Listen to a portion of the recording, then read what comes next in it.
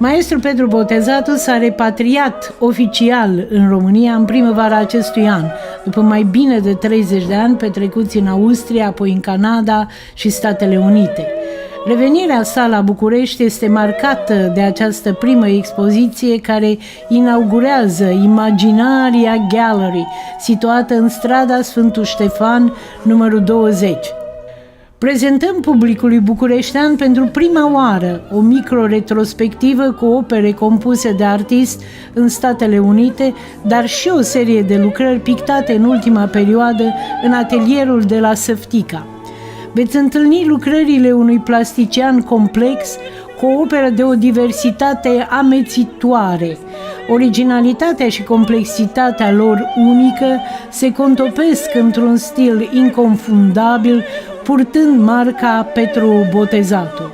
O lucrare de-a lui poate fi recunoscută de la mare distanță, exercitând o fascinație care acționează aproape ca o alarmă, un semnal copleșitor, evocând stări infinite, de la abisurile subconștientului la cosmogonii abia imaginabile, într-un amplu păienjeniș de simboluri și virtualități.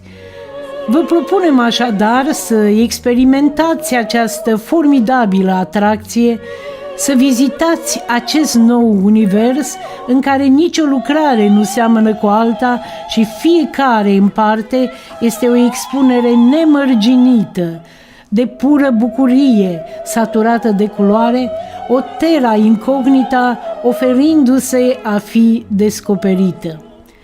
Ne găsiți așadar în centrul Bucureștiului, la câteva sute de metri de Bulevardul Carol, pe strada Sfântul Ștefan, la numărul 20, și vă așteptăm sâmbătă, 11 noiembrie, începând cu ora 12, să trăiți cea mai mare aventură de artă plastică în timpurile actuale.